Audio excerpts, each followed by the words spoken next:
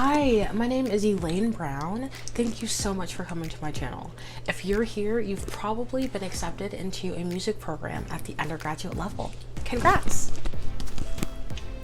You've just taken one step closer to advancing your career as not only a musician, but a professional, a future music educator, and a music advocate.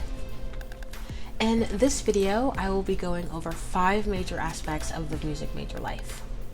Lessons, practicing, recital attendance, studio classes, and your music fundamentals, like music theory and group piano. It is so important that you welcome college with an open mind and flexibility.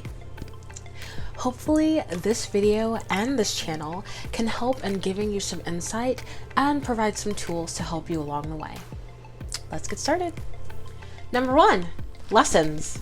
Okay, so lessons are basically where you and your teacher are molding your instrument, your musicianship. This is where you are becoming who you want to be as a musician. Because your teacher is going to know almost everything you need to know about your instrument, they are going to provide you and assign you with rep that is appropriate in regards to your skill level, and they're also going to provide you and assign you rep that's going to really develop your technique in healthy ways.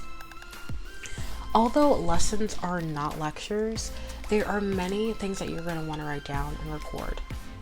I personally like to record my voice lessons, and it helps me in many ways. Number 1 being warm-ups that my voice teacher warms me up on in my lesson, and I can use that and take that to the practice room. Number 2 being that you can remember what was said during a lesson about a specific piece on a specific measure. Thirdly, hearing yourself. It is so cool to be able to listen to a recording after your lesson is over and say, wow, I was kind of doing that wrong, or not necessarily wrong, but I was doing it not as best as I could. But then halfway through the lesson, whoa, I could just tell that there was a massive improvement. Being able to see that within yourself is going to help you stay motivated to continue practicing and become the best musician that you can. Another tip I have for lessons is to write down the performers that your teacher suggests that you listen to. Not only are you listening to a professional play or sing your piece very, very well and at a high standard, you're also learning what exactly they do. For example, if I'm doing a piece, like let's say Abend Empfindung by Mozart, it has a lot of long lines, and so I'll listen to a recording that's very good and say, hey, they're taking a breath there, so maybe I should try to take a breath there, and then I practice with what they're doing. Copying or doing what professionals do isn't always recommended, but they have very good technique, and you can try to emulate these things into your practice. Number 2, practicing. I won't say too much about practicing just because there's so much that goes into it, but I will give you a few basic do's and don'ts. Do practice and stick with a schedule. Keeping a consistent practice schedule, whether it be once a week, twice a week, or even 3 times a week as your schedule allows, will allow you to really solidify the techniques and the skills that you learn in your lessons. That is what helps you become a better musician. Learning something, applying it, and doing it every single time. And it doesn't hurt to have a bomb jury performance at the end of the semester. Don't practice when you're sick. Don't practice when you're tired. Don't practice things that are too hard for you or that are above your skill level. It is definitely okay to try to challenge yourself and say, wow, I want to try and see if I can do that. When it becomes a don't is when what you're trying to do is astronomically challenging and way out of your range. For me, I'm a mezzo-soprano. I am most comfortable, let's say C4 to like A5. And doing anything more than that is kind of a little reckless. That's like me trying to sing maybe like a D6. For me, I'm a mezzo-soprano. It would be reckless and dangerous for me and others involved to try and sing a D6, okay?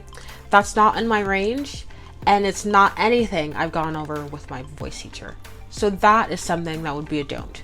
Don't practice things that aren't in your skill level, because you will end up hurting yourself, and you don't want to be out of commission for however long it's going to be because you decided to not take your voice seriously. This tip is mainly for vocalists, just because instrumentalists usually know that, hey, I can't really practice my trumpet at home because it's really loud. And as a freshman in college, you're not going to want to really play your instrument in a dorm room. The RA will come to your door. But for vocalists, a lot of times we sing everywhere. We sing in our room, we sing in our bathroom, we sing in our shower. But to keep the peace and to make sure that you don't get on your roommate's nerves, it's best to just stick to a practice room. In high school, you might have heard, we're not in chorus class. If you're practicing in the music building, it's fine, because that's what you're there to do. 3 and 4, recital attendance and studio classes. For many music schools, first-year music majors are required to take recital attendance. This could also be called symposium, convocation, etc. It's in these classes where you're exposed to many different repertoire. You're hearing classical styles, you're hearing jazz styles, you're hearing many different genres that you might not have been exposed to before. You're seeing so many different performances like solo soprano, solo trumpet, string quartets, brass quintets. At the same time that you're hearing all this different music and seeing these different performers, whether they be your peers or actual professional traveling musicians, you're learning how to be a good audience member. You're learning what it means for someone to go on stage, you clap for them, learn when not to clap, learning how to receive them and how they receive you. That all informs your work as an individual musician and performer as well. So it kind of goes both ways. As a performer, you're performing, whether it be in small studio classes or on, I guess, bigger convocations where you're kind of performing in front of all of your school of music or something like that. You're learning how to be a better musician when you're on stage, but then also being a better musician by supporting others. And depending on your music school and your department, you could be performing at these recitals as much as you'd like. For the voice departments that I've been in, there have been opportunities to sing on master classes with renowned artists that like to travel and teach students what they've been, learning throughout their lifetimes and their careers. There's also opportunities to sing in front of your studio, or people that are also taking lessons with your voice teacher or your trumpet teacher or your saxophone teacher. So there's many opportunities to perform and learn, and taking recital attendance or convocation or symposium gives you the opportunity to do that and really get a feel for what it's like to be on stage and to learn what it means to be a respectful and supportive audience member. The benefits of such are clear for anyone to see, okay? You're becoming a more well-rounded musician. Part 5. Similarly to the how to practice or how to develop a practice schedule video that I'm going to be making, I'm also going to be filming a series on music fundamentals and how to ace those classes. Okay, so stay tuned. It's the first day of school. It's 8 a.m. and you've gotten to your first ever theory class. And in the blink of an eye, it's midterms, and you don't know how you're gonna get to the end of the semester alive. It's okay. We've all been there. Specifically me, when I wanted to drop out of school the second month of college. Nevertheless, stick with it. This is my biggest tip that I give anyone who ever asks me for help in theory, okay? Practice your tonic triads. If I say D major, D, F sharp, A should be your quick response, okay? Knowing that is going to dramatically make your life and theory a lot easier, okay? Father Christmas gave Dad an electric blanket. The blanket exploded and Dad got charred feet. If you know, you know. And if you don't, that's okay. Tip number 3, it's okay to ask for help. It's okay to need help.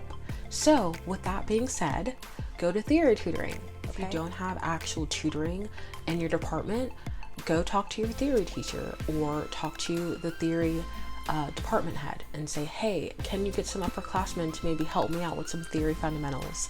I'm really struggling. So my last and final tip in terms of music fundamentals and taking those classes and acing those classes is that you need to turn theory into practice.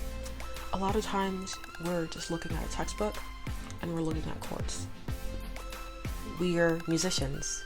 We listen. We make music, okay? So the chords and the things that you see on the page, for them to really make sense, they need to be applied to music, you know? So it's not just theory. We can put it into practice, okay? So what that might mean for you is, okay, let me see and try to pluck out these chords when I'm doing my theory homework. What does that sound like when I have the 5 come after the 4? What is it going to sound like if I put the 5 before the 4? You know? These are the things that make it all come together. That's what makes being a music major easier, I think. Everything connects, if that makes sense. The things you're learning, it can seem like microcosms, like, okay, just theory. Theory just exists in its own world. And that's not true, you know? Theory is just describing what's going on in music. And so you've listened to music. And basically when you're taking your theory class, you're saying, okay, this is what I've been hearing. Okay, so let's go back to the music so we can understand what we're learning about what we've heard in the past. And this channel is for you. Please let me know in the comments below if there's anything that you have questions on. I am most definitely willing and able to respond to any questions that you might have. Bye.